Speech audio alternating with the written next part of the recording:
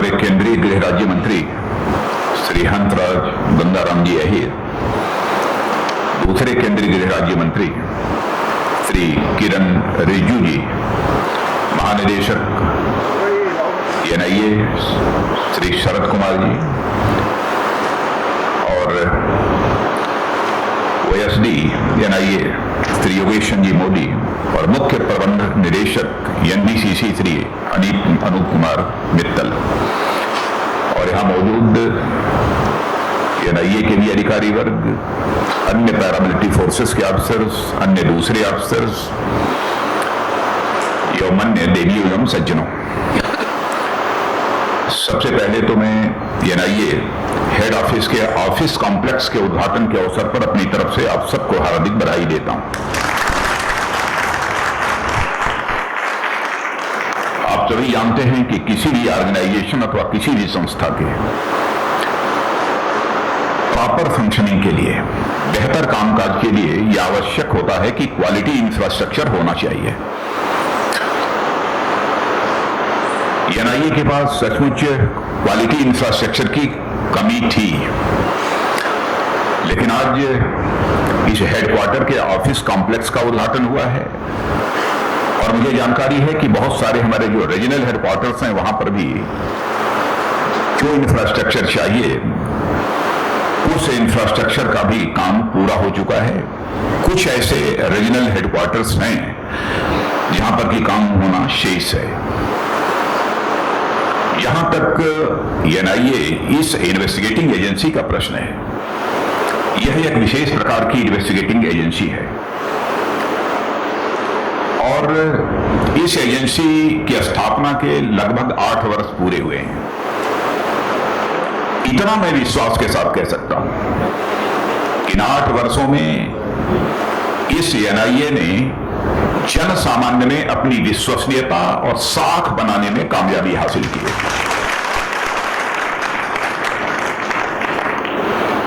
इसके इन्वेस्टिगेशन को लेकर कोई सवालिया निशान खड़ा नहीं कर सकता है।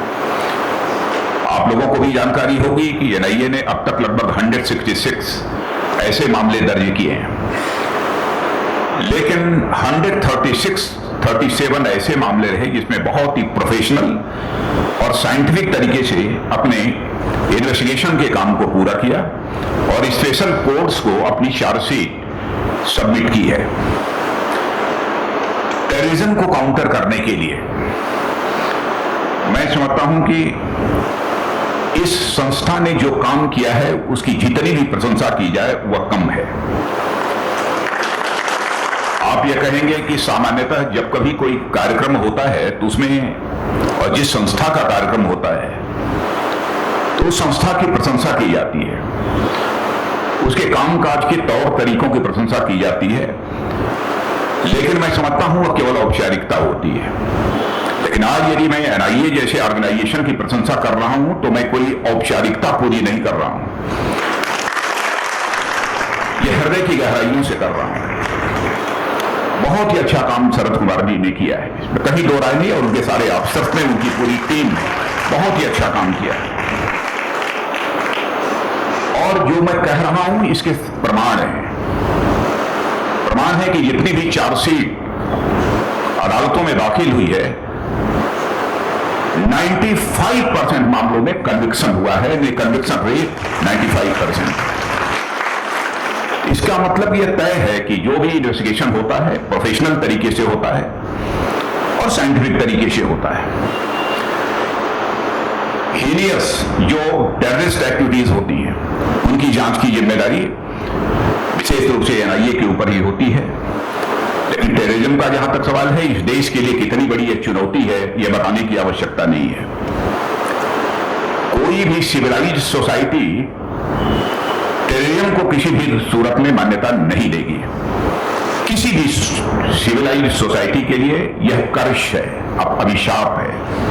और इतना ही नहीं, मैं मानता हूं कि उस देश के लिए जहां पर यह टेररिज्म अपने पैर फैलाने का काम करता है, वहां के डेवलपमेंट के लिए भी बहुत ही बाधक होता है, उसमें बहुत बड़ा रोड़ा पैदा करता है यह टेररिज्म। लेकिन मैं कह सकता हूं कि हमारे देश में बहुत प्रभावी तरीके से इस टेररिज्म जैसी बड़ी चुनौती का मुकाबला किया जा रहा है बहुत ही प्रभावी तरीके से। और मैं तो बधाई देना चाहता हूं अपने सेना के जवानों को और अपने सीएपीएफ के जवानों को और साथ ही साथ पुलिस के जवानों को, अन्य सुरक्षा जवानों को मैं बधाई देना चाहता हूं कि प्रतिदिन 1, 2, 3, 4, 5, 6 ऐसे आतंकवादियों को न्यूट्रलाइज करने में वह कामयाबी हासिल कर रहे हैं। वो इसके लिए बधाई के पात्र। जितनी भी इसकी सराहना की जाए उनके काम की, वह कम है। और मैं कह सकता हूं कि अंतर्राष्ट्रीय मंचों पर भी भारत को टेररिज्म के इशू को लेकर जो प्रभावी भूमिका अदा करनी चाहिए, वह भारत ने प्रभावी भूमिका का दरबा किया है। हमारे प्राइम मिनिस्टर भी जिस भी इंटरनेशनल फोरम पर जाते हैं, टेररिज्म के सवाल पर सारी इंटरनेशनल कम्युनिटी को ऑन बोर्ड लाने में बेहद कामयाबी हमारे प्रधानमंत्री ने हासिल की है। इस हकीकत को हमको स्वीकार करना पड़ेगा। और मैं कह सकता हूं कि आज जो हालात हैं और टेररिज्म जितनी तेजी से सारी दुनिया में अपना पैर फैलाते जा रहा है, उसमें कह सकता हूं कि भारत अपनी सिक्योरिटी और अपनी सॉवरेंटी को पूरी तरह से अक्षुण्ण रखने में जो परीक्षा हुई है भारत की, उस परीक्षा में भारत पूरी तरह से उत्तीर्ण हुआ है, पास हुआ है, मैं ये कह सकता हूं। टेररिज्म के मामलों की जांच का जहां तक प्रश्न है, वह जांच करने और टेररिस्टों को कठोर दंड दिलाने में एनआईए ने बहुत ही अच्छा काम किया है। और इसी पर्पज से ही, इसी उद्देश्य से एनआईए का गठन भी हुआ था। अब एनआईए सारा काम अकेले नहीं करती है, दूसरे ऑर्गेनाइजेशंस के भी कोऑर्डिनेशन की जरूरत होती है, कोऑपरेशन की जरूरत होती है। और मैं कह सकता हूं कि एनआईए ने जो कुछ भी किया है, वह तमाम राज्यों की पुलिस के साथ भी एक अच्छा अपना कोऑर्डिनेशन बनाकर रखा है। और जो हमारी सेंट्रल एजेंसीज हैं, सेंट्रल एजेंसीज के साथ भी अपना कोऑपरेशन रखा है। और स्टेट्स की जो एंटी टेररिस्ट स्क्वाड्स होते हैं, उन स्क्वाड्स के साथ भी अपना कोऑर्डिनेशन बनाकर रखने में कामयाबी हासिल की है। और यही कारण है कि आज इस प्रकार के परिणाम हमको देखने को मिल रहे हैं।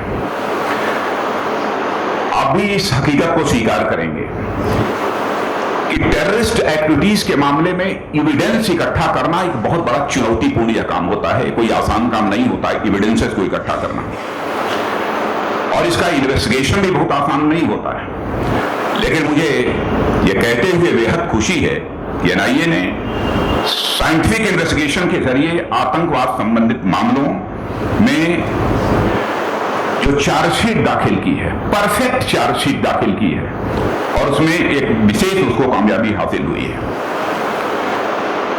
टेररिज्म के सवाल पर यदि हम चर्चा करते हैं तो फेक करेंसी का जो रोल है उसको हम भूल नहीं सकते। फेक करेंसी की टेररिज्म के फलने फूलने में एक अहम उसकी भूमिका है।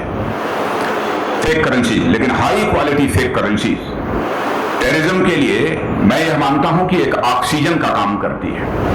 एनआईए ने हाई क्वालिटी फेक करेंसीज को भी रोकने में बहुत ही प्रभावी भूमिका अदा की है। इसके लिए डीजी श्री शरद कुमार और उनके पूरे टीम को मैं पुनः अपनी तरफ से हार्दिक बधाई देता हूं।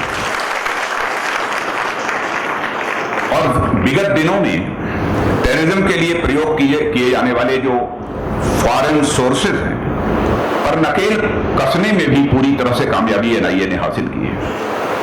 वो ये कह सकता है पार्शियली की है, मैं कहता हूं कि पूरी तरह से करने की दिशा में वह आगे बढ़ रहे हैं। और एनआईए ने जो अपना काम प्रारंभ किया है, उससे आतंकवादियों के भी हौसले पस्त हुए हैं। टेरर फंडिंग करने वाले जो फंडेड जो मनी है, जो मनी प्रोवाइड की जाती है बगल के देश से अथवा दूसरे देशों से, स्वाभाविक है कि उनके भी हौसले पस्त हुए हैं। नई संस्था है,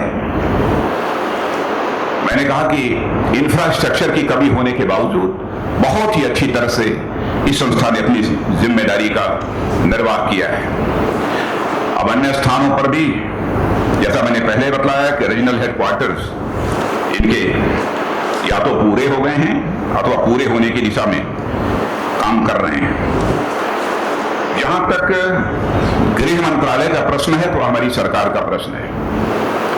मैं यह मानता हूं कि किसी भी सरकार की भी जिम्मेदारी यह बनती है कि हर संस्था की क्रेडिबिलिटी, हर संस्था की विश्वसनीयता, हर संस्था की साख वह बनी रहे, इसकी चिंता करना किसी भी सरकार की जिम्मेदारी होती है।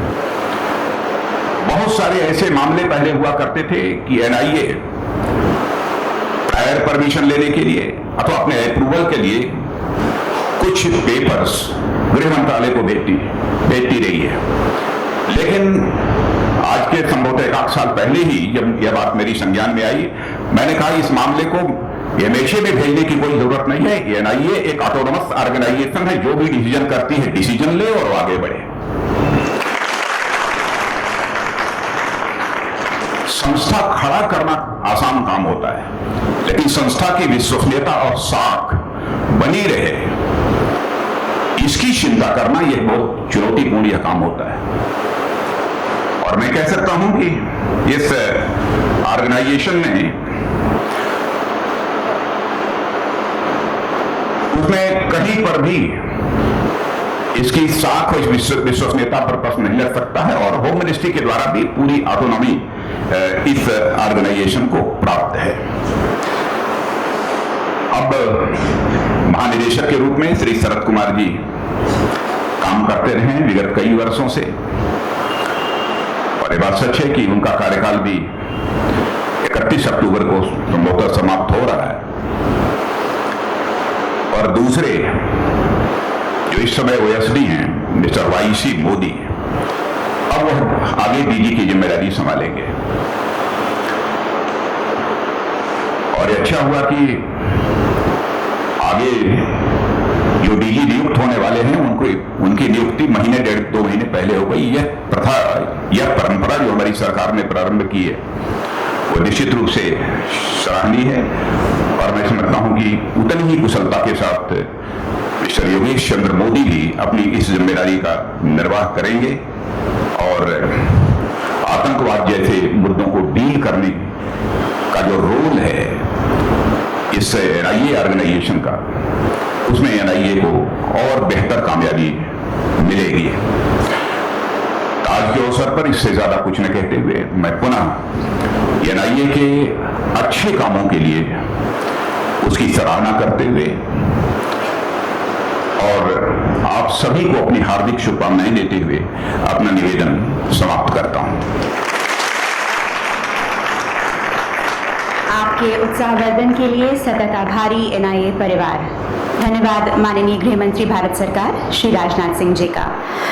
और अब मैं अनुरोध करती हूँ महानिदेशक एनआईए श्री शरद कुमार जी से कि वे हमारे अतिथि एवं विशिष्ट अतिथि महोदय को स्मृति चिन्ह प्रदान करें।